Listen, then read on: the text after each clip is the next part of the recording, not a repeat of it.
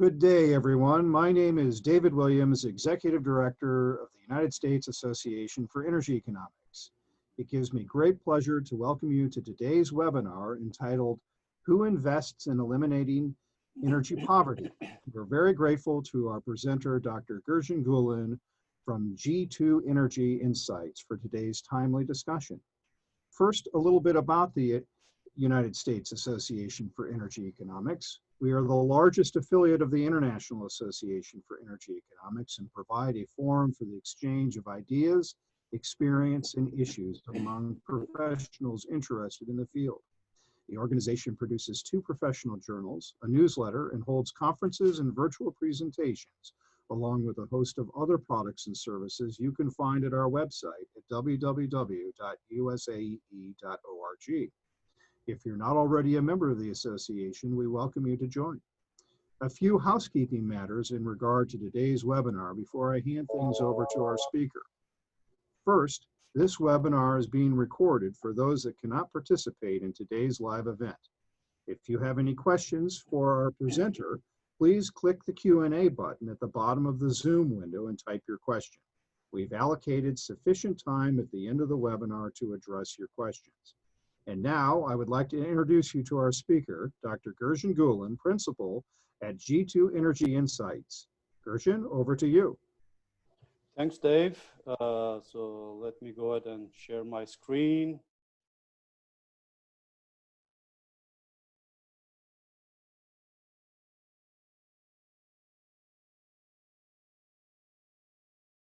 And then start presenting the slides. So hopefully everybody's seeing the title slide and nothing else. Yes. Okay. So thanks for the introduction, Dave. And maybe I'll add a few sentences to put basis foundation for who am I to talk about energy poverty. And so G2 Energy Insights is my consulting firm. I am retired in the middle of Massachusetts, but for 25 years, I worked at mainly 2 universities, University of Houston and University of Texas, Bureau of Economic Geology. But I did a lot of work, mostly for USAID, some for the World Bank and other either contractors or development agencies in Africa, South Asia, and a few other places. So that's the context from which I'm coming from. And why am I talking about energy poverty today? Well, in these days of COVID, you know, we're stuck at home and most of our usual work is gone. And so I am back researching and writing on topics of interest to me. So let's get started. And as the title suggests, I'm mostly gonna talk about investment, but we need to set the stage in terms of defining energy poverty and how this issue compares to some of the other global issues we're dealing with. So this is kind of the outline, if you like. And so with the outlines, what I like to do is kind of give you a little bit more details. And actually one more thing, you know, my slides, you will see they're kind of dense. Maybe that's not the usual slide deck that you see, because I like the slides to make sense in the future when you download them, look at them, so they are meaningful in and of themselves. So I tend to use full sentences. I tend to put too much information. But while I'm presenting, I'm actually probably going to skip over a lot of other things. So, so also during presentation, since you can read the slides with a lot of content, if you have any questions, you can submit those questions and I can address them as time allows. So with that background, so we're going to talk about overarching themes on poverty and economic development, economic growth. And then we're going to talk about defining energy poverty. And so I give you a warning, I give you a hint, so I don't need to spell them out. Then I'm going to give you some investment estimates, relatively simple calculations, and then compare them to some actual investment data from IEA, World Bank, and elsewhere. And you know, as many of you who are in this audience probably know, there's a huge gap between what has been invested and what needs to be invested. So here's the higher level, setting the stage, moral philosophy involved here, so bear with me, because I think it's very important. So these two tables kind of contrasting two worldviews, if you like. So those are poverty numbers, 736 million living with less than $1.90 in purchasing power parity terms. And that's 2018, 2019 number. But there's some other aspects of poverty. 700 million people, according to the World Bank, most of these statistics, they have no access to clean drinking water. 2.4 billion have no access to sanitary facilities. 1 billion people live at least 2 kilometers away from a road. And when you add all the numbers due to indoor air pollution and diseases related to lack of clean water, lack of sanitation facilities, the estimates range from 5 to 10 million people dying from these causes, basically poverty-driven causes per year. So at the risk of using what I think is an overused term, this is existential threat to these people, right? And economic growth is necessary, although not sufficient. And we'll talk about what do I mean by necessary but not sufficient condition to end poverty. And the thing to think about this is not, for the sake of economic growth. That's an important argument, and I'll touch on that a little bit when we talk about limits to growth view of the world. Economic growth is not for its own sake, but it's the result of the investment that needs to be made in infrastructure, facilities, energy, water, sanitation, roads, transportation. And that's the natural result of those investments is economic growth. Okay, so limits to growth is the contrasting view of the world, if you like, and it's not a new thing, but it is re-emerging nowadays. Maybe I read it too much. I don't know what your sense is, but with the concern about climate change and other environmental issues, this goes back to, of course, Paul Ehrlich, 60s, 70s, and there's a new angle coming to that. Even the green development is not good, according to some of these people. So the growth cannot be green is a sentence that I see a lot, increasingly common sentence I hear from some of these people. And they do reject GDP and related economic metrics for measuring quality of life, if you like. And, I tend to agree with that. GDP by itself is only measuring one thing. You need to come up with other metrics. But if you're gonna need infrastructure investment, to help lift people from poverty, so that's gonna be necessary metric to use. And then they suggest happiness, well-being, and other indexes. And I'll give you an example of that. What they mean. And I gave you two references that you can go and learn about some of these numbers more. And the current situation with COVID, a colleague of mine from Bangladesh suggested me to add this, and I thank him for that suggestion. And 50 to 600 million. So of course, these are some modeling exercises. So there's a large range of uncertainty depending on the assumptions. And according to World Bank, Brookings, and United Nations University, the range is 50 to 600 million may fall back into poverty. So if you look at the data, historical data, the world made huge progress in lifting people out of extreme poverty or poverty in general. But COVID-19, mainly because most of these people are employed in subsistence type of work or informal economy, so they lose their jobs first and without savings or anything, so they're going to be back into poverty very quickly. And another dimension of the problem with COVID-19, according to the World Food Program, 130 million additional people, roughly basically doubling. That means in addition to already estimated 140 million people, an additional 130 million people will be at risk of basically hunger. So the problem, unfortunately, is bad for the developed economies, but it's worse in poor countries or low-income countries.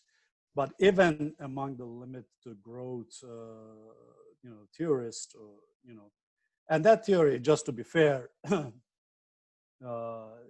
comes from the foundational principle: we live in a planet that is limited by definition, and population growth and consumption of the limited resources that the earth has, in the long term, is a challenge, right? So everybody can see where they're coming from.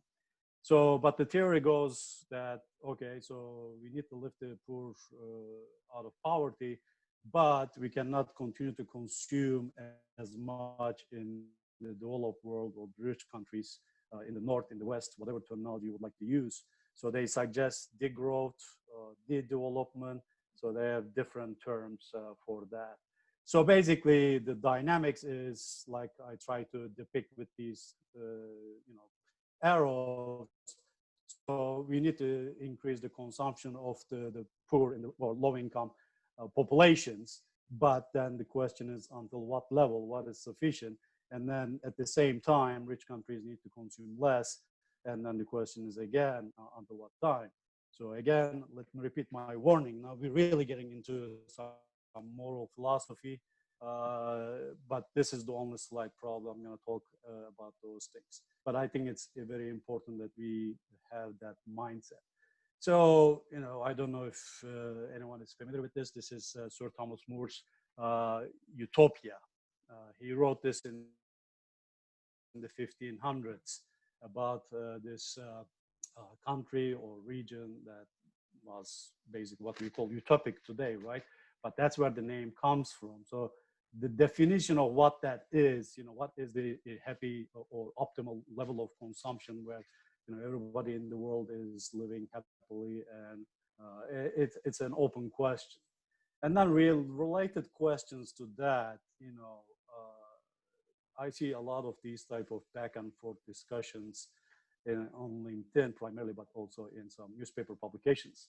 So what is the meaning of work? I mean, I don't know if you got stuck at home during COVID-19, and if you were able to work full time from remotely, that's great. But others probably didn't have that chance. So what kind of situation or what kind of mindset you're going to be in that kind of a world? So there's that angle of work giving meaning to people's lives. And so that's an interesting discussion. And another question, of course, why do we consume so much? Well, that is a question, of course, for the rich countries or the West or the North. Again, you pick your favorite terminology. So, and then, when we talk about, okay, so which countries should consume less or should degrow? So who is consuming less? And I think, maybe we should get up and look at the mirror every morning and ask that question. What am I willing to give up on today? And, there's a lot of hope on younger generations. I put Gen Z because it was easier to fit into my cloud, or you could put millennials if you like. I lost track of those names anyway. But who is really consuming less in a world where we are, looking at a lot of electronic gadgets, a lot of conveniences, we take it for granted. So that's another thing that people discuss a lot. And then coming back to a little bit to economics, if we all consume less, will there be enough jobs? So if let's say, we've seen examples of that during COVID-19. Well, if we stop going out for eating, dining out, well, how many restaurants are going to have to shut down, for example, right? So if you think through that line of thinking, and you're going to see that there's going to be a jobs impact at the end of the day. Well, maybe artificial intelligence will save us from work, right? And why am I raising this issue? Well, I will refer you to this book by Max Tegmark. I think he's a physicist at MIT, and this is a book about, possible futures under an artificial intelligence world. And the reason I'm bringing this up, because I have seen people coming from the limits to growth side and, talking about, well, artificial intelligence is basically going to make life easier for everybody. And so, everything is going to be done by robots or artificial intelligence computers. And we're just going to get a check from the government. Literally, this is one of the scenarios, and that's, we're going to be able to allocate more time to arts and stuff like that. But that's one scenario that is in this book. There's like 10 to 15 scenarios. So it's an interesting book. And of course, these are discussions that I have difficulty reconciling, discussions taking place in the rich world, if you like, but I don't see how AI is helping lifting people out of poverty or getting them a job. This is a serious topic, but I need to keep some kind of sense of humor. So, those of you who are familiar with Dr. Strangelove, so I borrowed the title from there. Well, maybe we should stop worrying about, and love artificial intelligence. And that's Terminator, right? And that's actually another scenario in this book, Life 3.0. Artificial intelligence is going to get rid of humanity because we're not smart enough for them, right? Well, if you don't like the Terminator picture, here's another movie that you can watch, Ex Machina, with a more attractive face of death by artificial intelligence, if you like. Okay, I think that's kind of enough with the moral philosophy part of it. But I hope I'm nudging you to think about these things and read different points of view that is out there and getting some traction, frankly, in some policy circles. Now, people, the alternative measures such as happiness. There's a World Happiness Report. I don't think this is directly a United Nations report, but they might have funded part of it. Jeff Sachs, who runs the Development Institute at Columbia, is involved in this report, and I gave you the link. The point is, on the left table, the top 50 countries, and then the right table, you see the bottom 50. So it's important that it's hard to read, but the top range is 8, scoring wise. And so if you look here, I guess that's Finland at about 8, and then the lowest is Afghanistan, is less than 3, right? So, but if you look at the matrix they use, this is the legend for those charts. Well, the bottom part is GDP per capita. So even if you're measuring, happiness, the income, is important. And some of the other variables, such as healthy life expectancy, if you do not have a good healthcare system, which is not supported by a healthy economy, it is difficult to imagine how that's gonna happen. And some of the other things may be seen as more independent from income, but probably if you dig deeper, that's not really the case. And so this is maybe an idealized version of looking at things, but the way I see it, and those charts probably show us, economic growth is kind of foundational for happiness in a society. I mean, people can be unhappy in a rich country as well. We have examples, plenty of examples of that. But the reason that happens because economic growth, as I said, not growth for its own sake, but the infrastructure that is needed to provide the basic amenities of a high quality of life, the infrastructure, education, healthcare, those kind of things are not going to happen unless people invest, and investment means growth. Now, there are some clouds around that. So if you just focus on growth, and that's the thing that has been happening in many countries, we started to notice that income inequality has turned out to be a big problem. Because if you look at the big number and measure it with the GDP, it may look like a country is growing, but if that GDP is not being distributed, fairly equitably, then you're gonna see poverty continue because a certain portion of the population will be getting a disproportionate share of the income. That's a cloud around this concept of economic development. Another issue that I've seen in all my years in Africa and South Asia, the gender gap. But gender gap exists even in developed countries, right? Even in the US, we still talk about women not getting the same pay for the same job. So that's, but there are different dimensions of the gender gap in developing countries that needs attention, and economic growth does not necessarily help that. And also another contrast is rural versus urban. Economic growth, if it focuses on urban populations, that may be a little bit of a, you know not equitable way of growing the country, and it might feed into the income inequality. So those are some of the things that we need to keep in mind. So economic growth is going to happen as a result of investment. It needs to happen, but it needs to happen in a way that is helping lift people out of poverty. And again, during the COVID days, I think this is an important context as well. And maybe because I'm an economist, as soon as this pandemic started, I started, reading stuff about, okay, what's causing these pandemics. And sure enough, and I gave you 3 links that I encourage you to look at. EcoHealth Alliance is an NGO that does a lot of research on, diseases like vector-borne diseases primarily. CIDRAP at the University of Minnesota is a center established by Dr. Osterholm, who has a great book that was published several years ago, The Deadliest Enemy. And the frustrating thing, as a sideline with this current pandemic, the experts have been warning for years, actually, and unfortunately, the politicians did not pay enough attention, and resources have not been allocated to prepare for such a pandemic. Anyway, and then the WHO link is going to give you the diseases that can be directly linked to poverty. So what I'm trying to show you here, poverty is one of the main drivers of deforestation because the need for farmland, and deforestation leads to living closer to the wildlife, and a lot of these diseases come from the wildlife. The viruses thrive in the wildlife.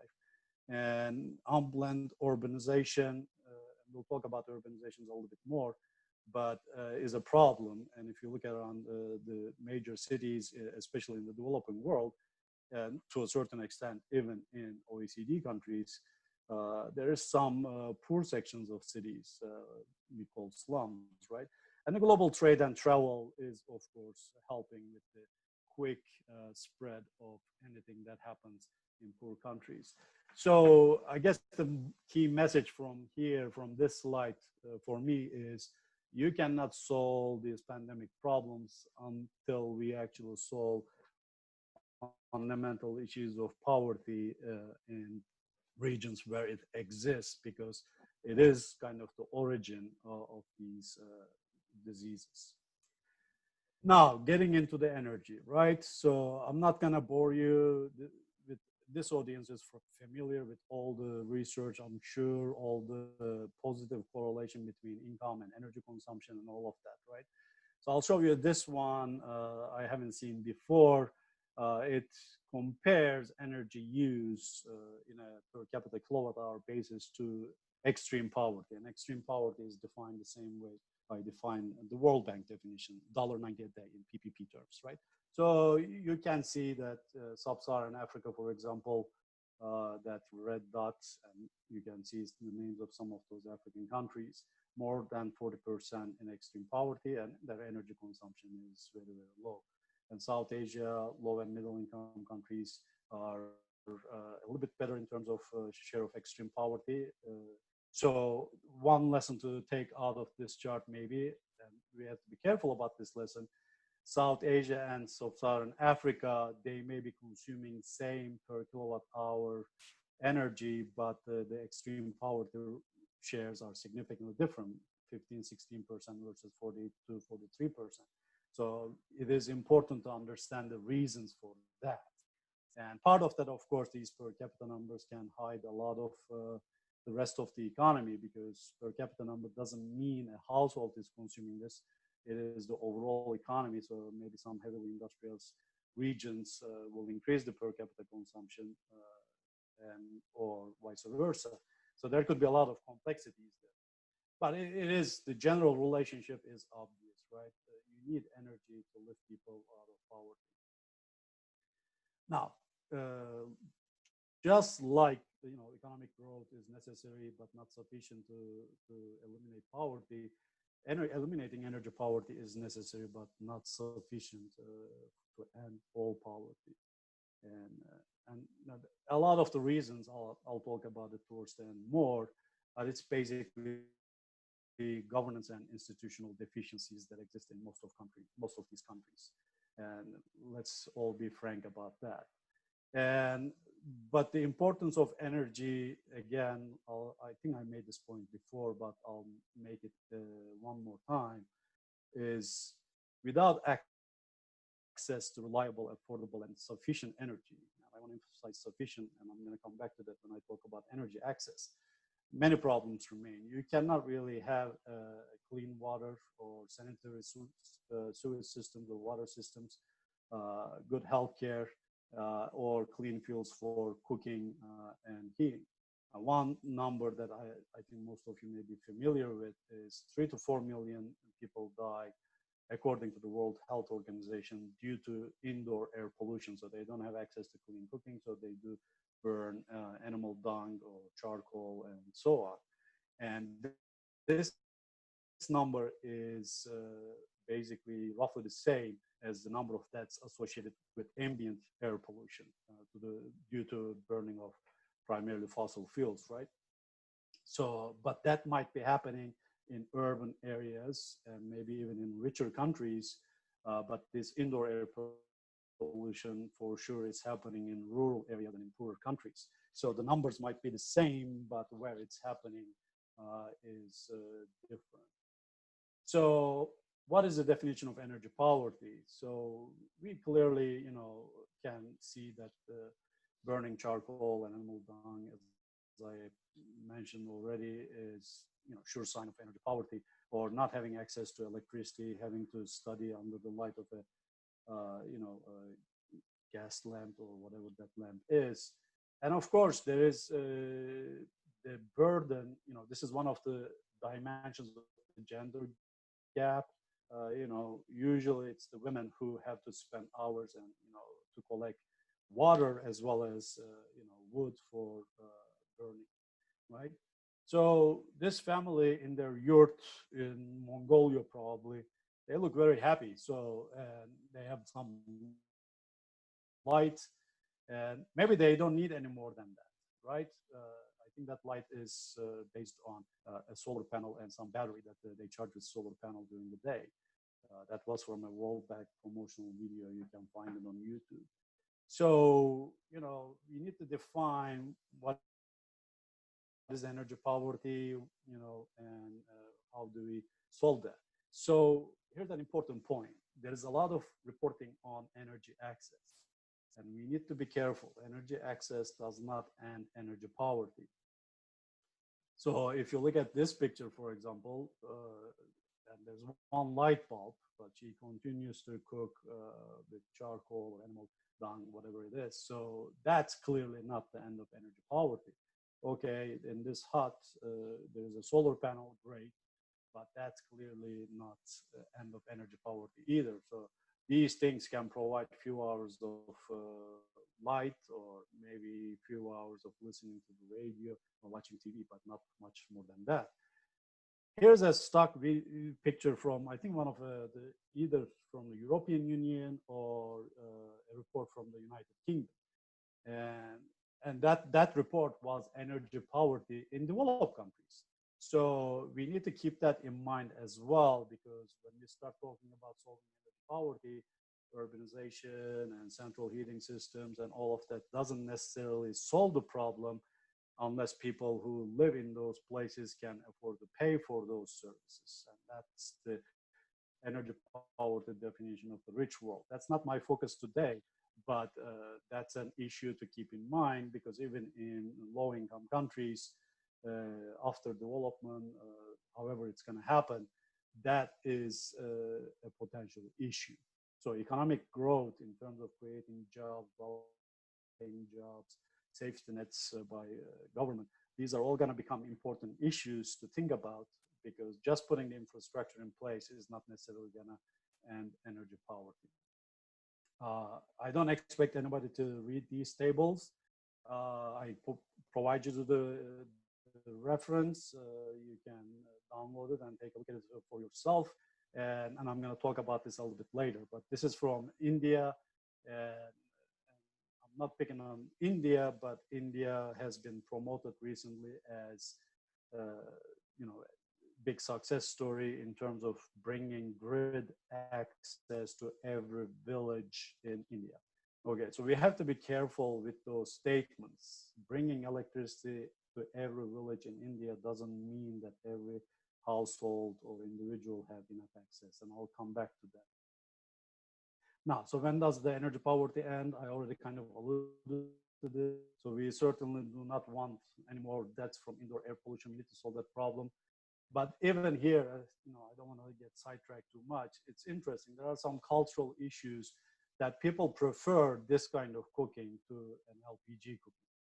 And I don't know how you handle those kind of problems, but those solutions have to come locally. But then the question is, okay, for the clean cooking purposes, LPG has been a great help in many, many countries.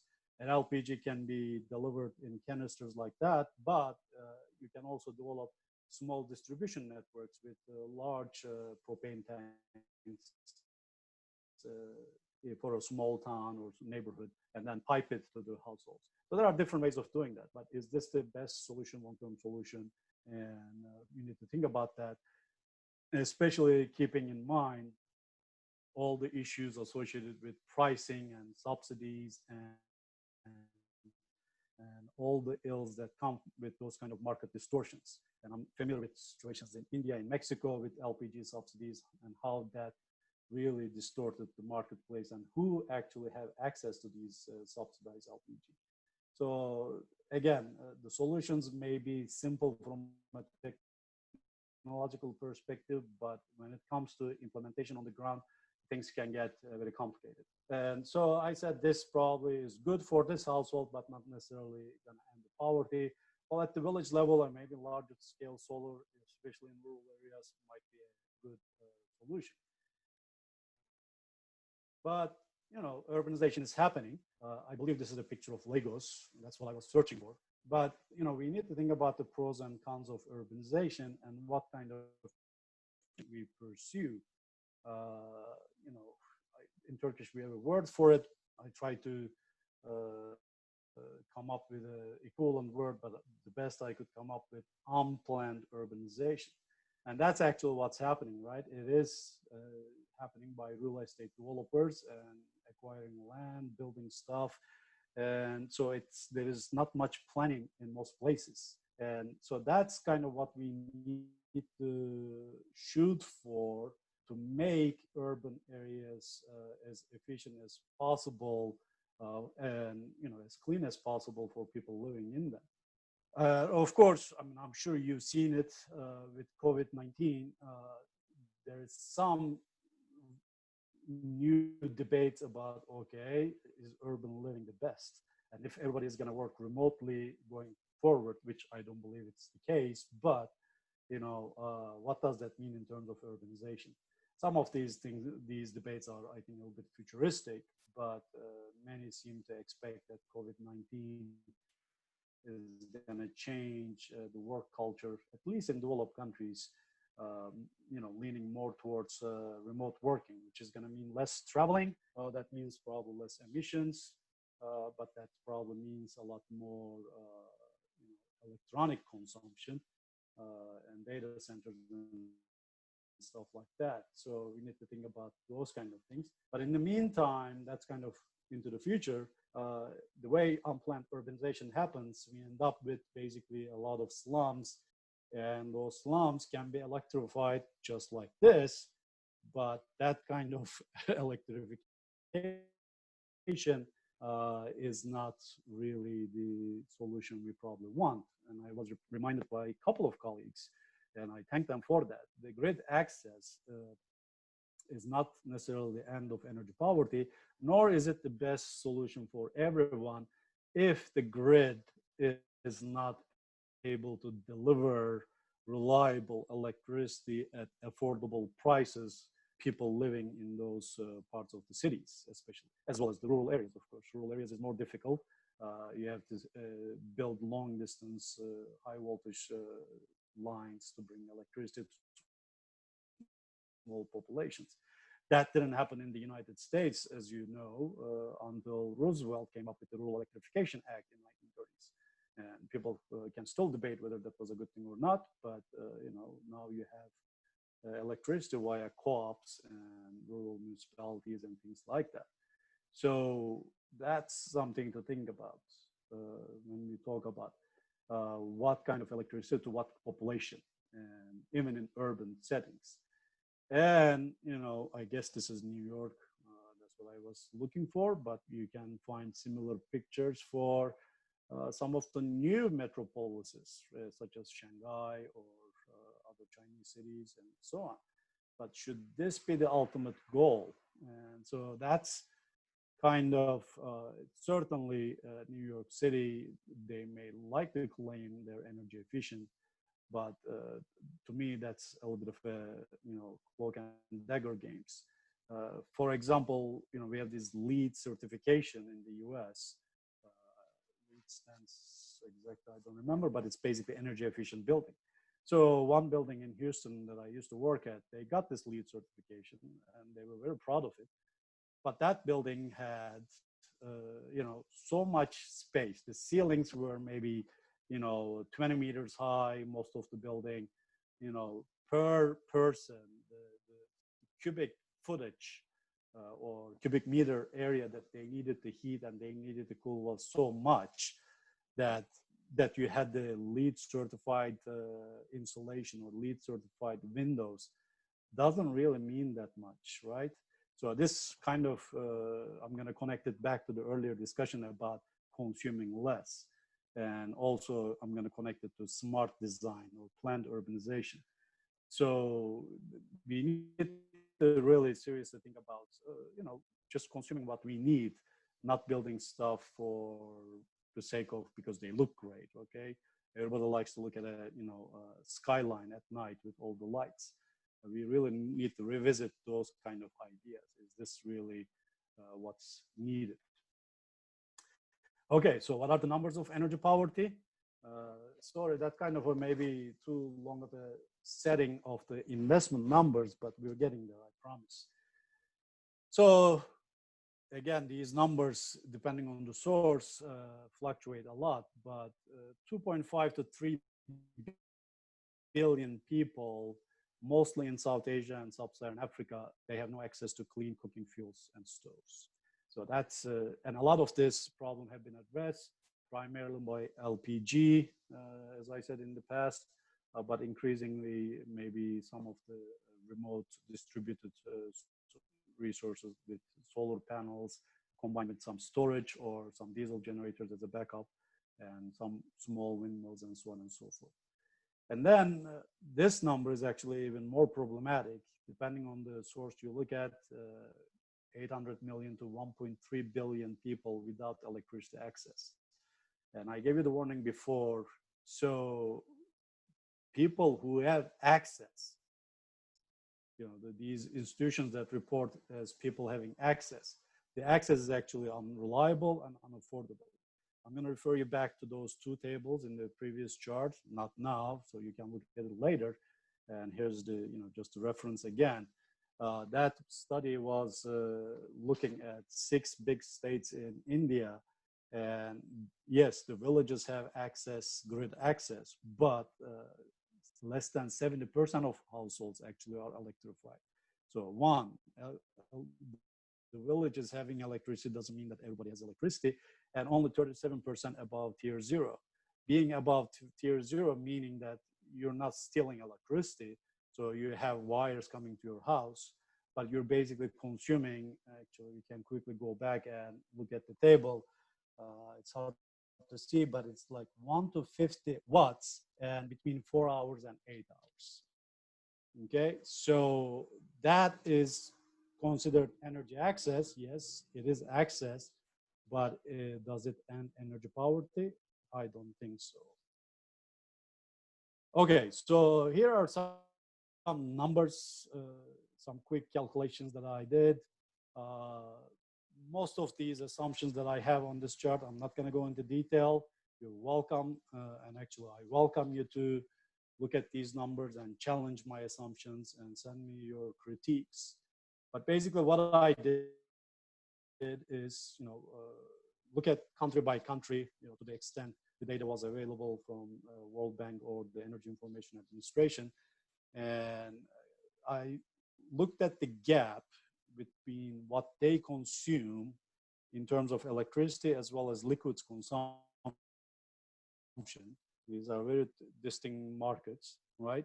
So I took this 700 kilowatt hours per person per year as the global average and tried to calculate, what it would cost to bring every citizen to the 2018 level, global average, 3,700 kilowatt hours per person per year. And then for liquids infrastructure, I looked at, bringing every individual to consume 0.01 barrels per day per person, right? So again, go ahead and look at this at your own leisure, and you can challenge me during this webinar. And one thing that I'll notice here is the different assumptions for different generation technologies. So some are cheaper than the others. So, and some are applicable in urban settings more than rural settings, and so on and so forth. So there are clearly those kind of distinctions. But I was basically trying to get a heuristic number so that we can base our discussion on eliminating energy poverty on some, the right scale of the problem. Okay. So to summarize, is basically, if you add up the numbers that I calculated, anywhere from $4 to $10 trillion just to bring everybody in the world to the 2018 global averages. Okay. And of course, 2018, we're already in 2020, population grew, and of course the demand has grown as well, right? So, and then some of the aging infrastructure is replaced, or some of the brown infrastructure or dirtier infrastructure is replaced, or people want to replace them. So you have to spend a lot more money for that. So just to keep up with natural demand growth, hundreds of billions of dollars a year. And I give you two references for, I guess you can call them clean energy scenarios. So IRENA, International Renewable Energy Agency, I guess that's what it stands for.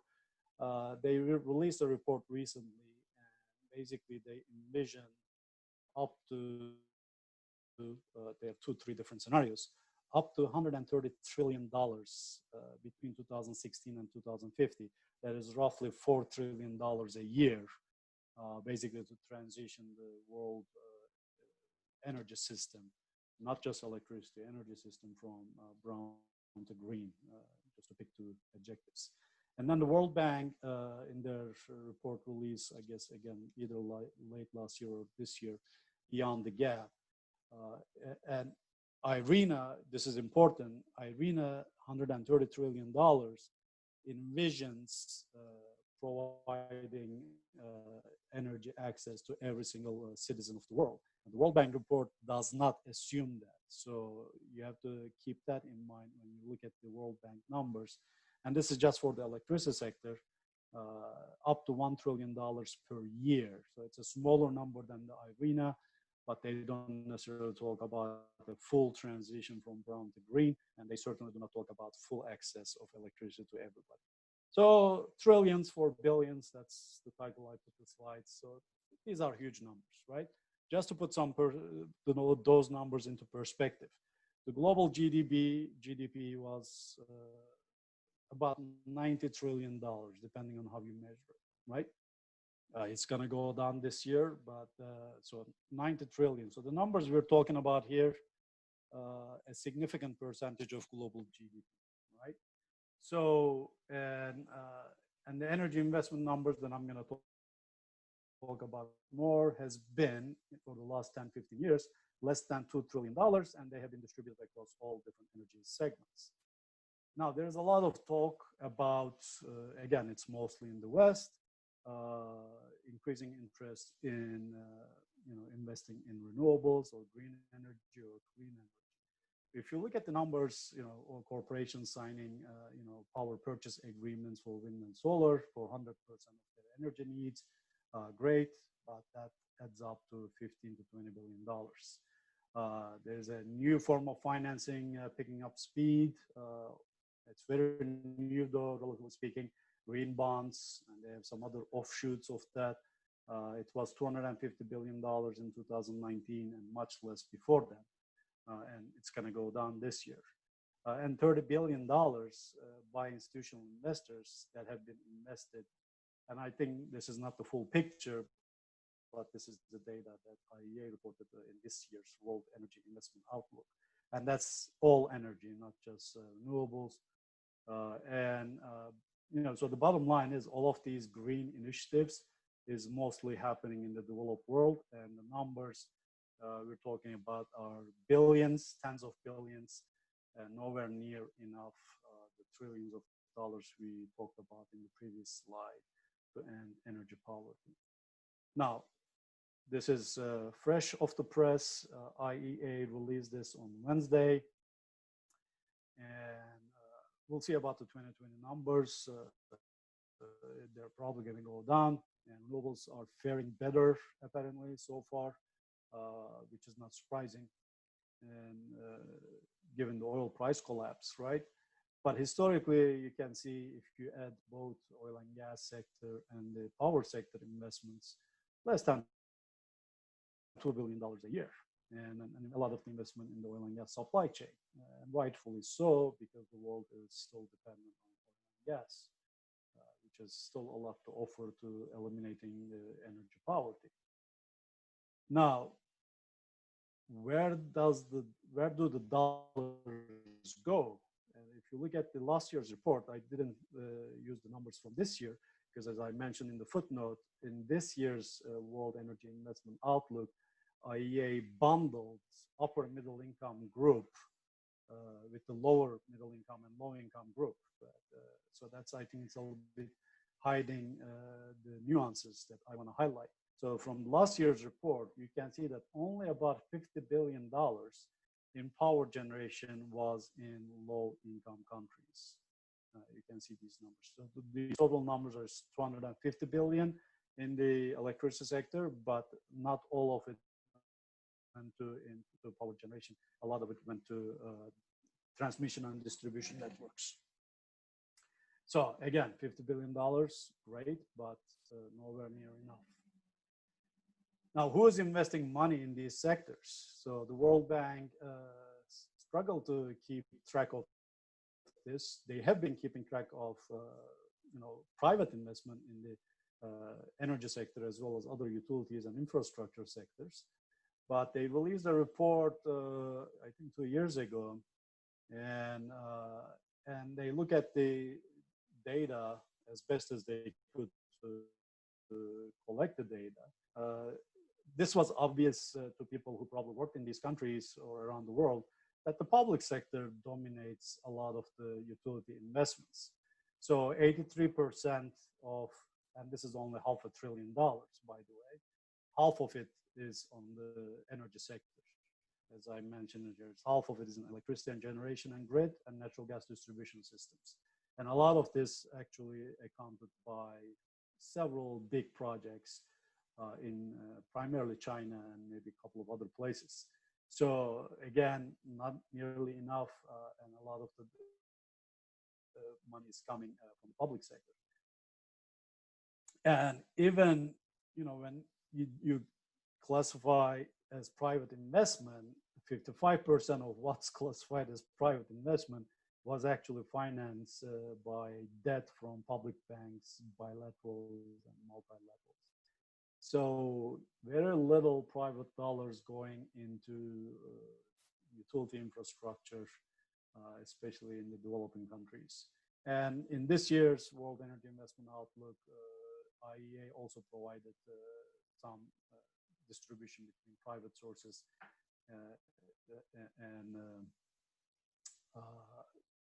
and the state-owned economies.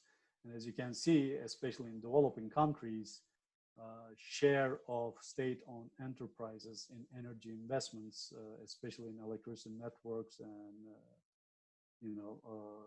generation, is very, very large, 60 to 80%. And actually, you can see that renewables and energy efficiency, less than 30%, even in developing economies. That is consistent with the findings of the World Bank study. And the World Bank study was interesting, and a lot of the private investment in power generation actually went to renewables because they are quick projects, relatively cheap to build, also small scale, and they were being supported by government policies. And that data was obvious. I've been keeping track of these things since the early 2000s when I started working in Africa and South Asia. This is a great database, and and private dollars don't go to low-income countries. I mean, you can see that in this chart. So sub-Saharan Africa, for example, is the top brownish color, and it is the smallest in most of the years, right? And so most of the dollars have been going to Latin America and the Caribbean and East Asia and Pacific. A lot of it is probably China and India. So, and the private dollars usually go to generation with power purchase agreements. And this is not necessarily bad. However, if the grid investment is not there, if the state-owned enterprise who manages the grid is not doing a great job, and I guess I'm getting some questions. I can take a quick look. Okay, SOE means state-owned enterprise.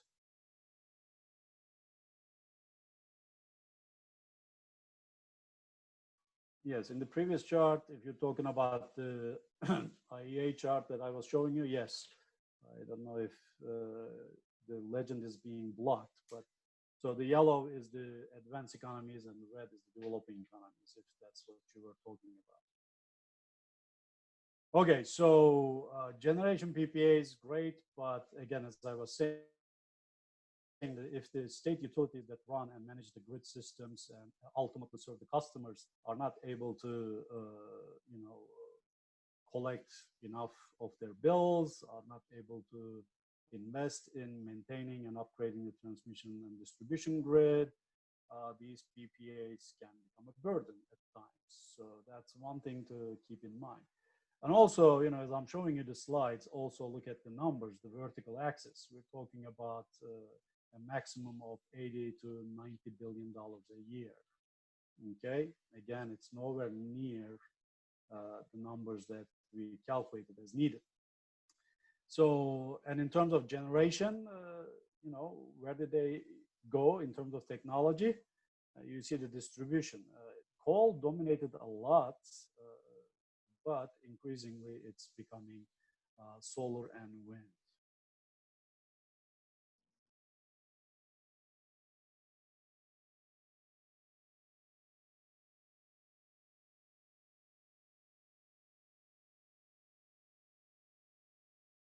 Okay, so good questions about poor governance and good questions from Shahid.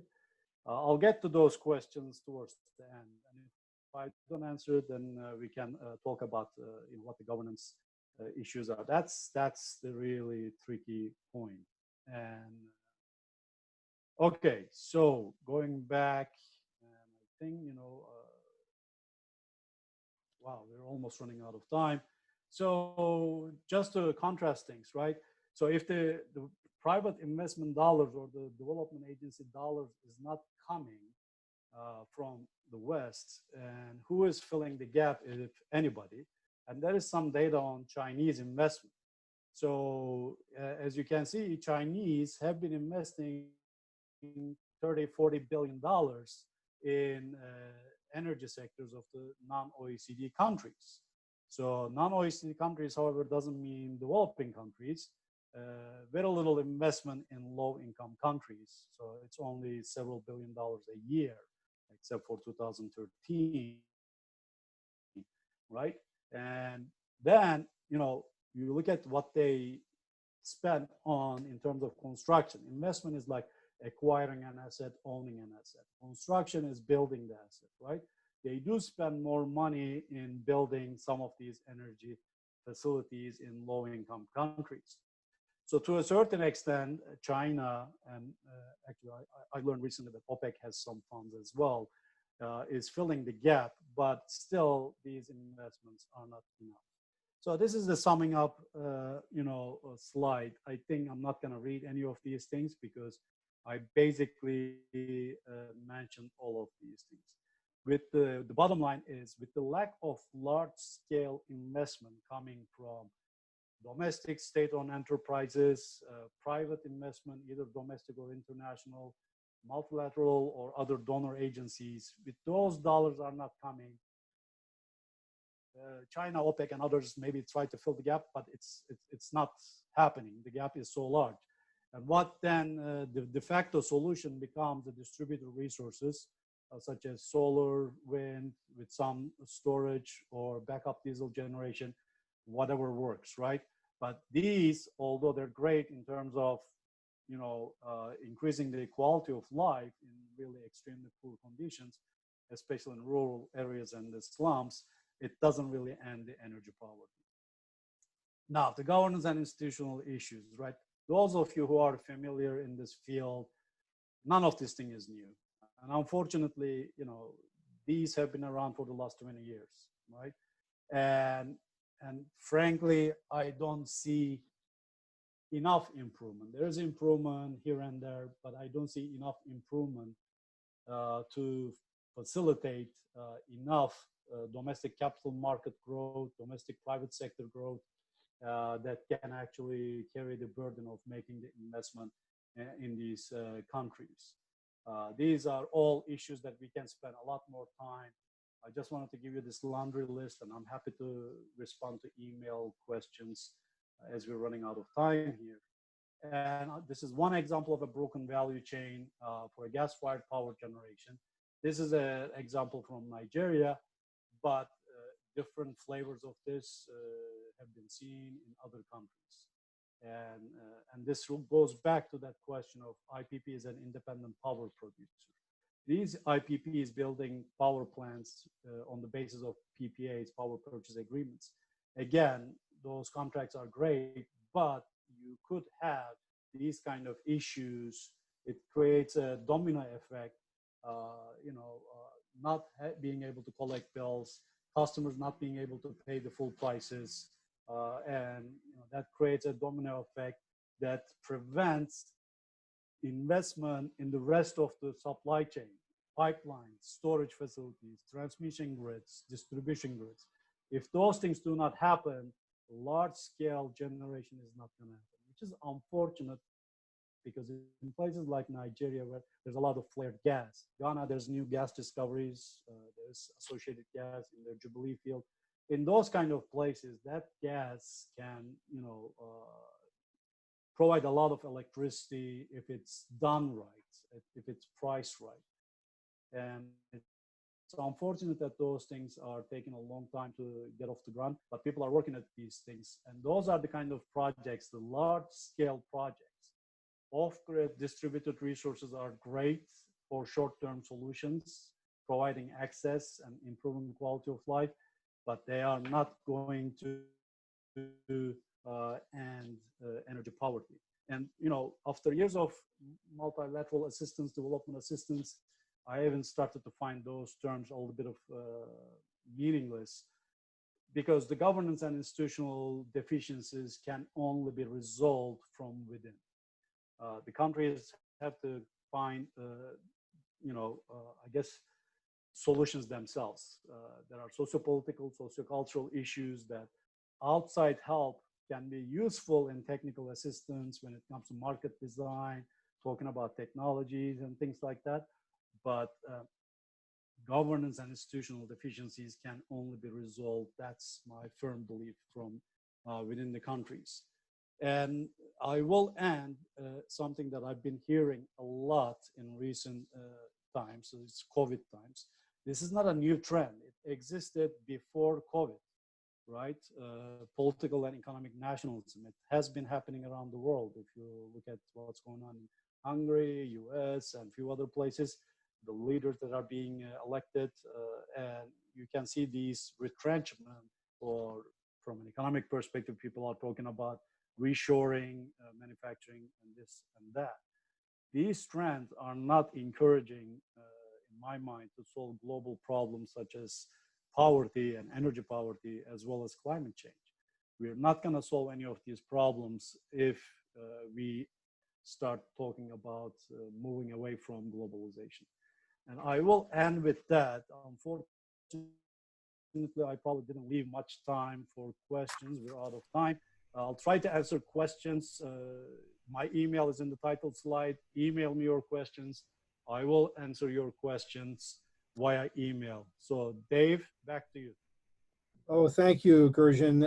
Thank you really for an outstanding webinar. I personally enjoyed this quite a bit. We have not touched much on this topic, so USAE would be pleased to have you back for a future webinar on a similar topic if this is of interest to you. For everyone listening, this webinar is available on USAE's website, will be later on today. For future download. If you're not a member of the association, we encourage you to join by visiting us at www.usae.org.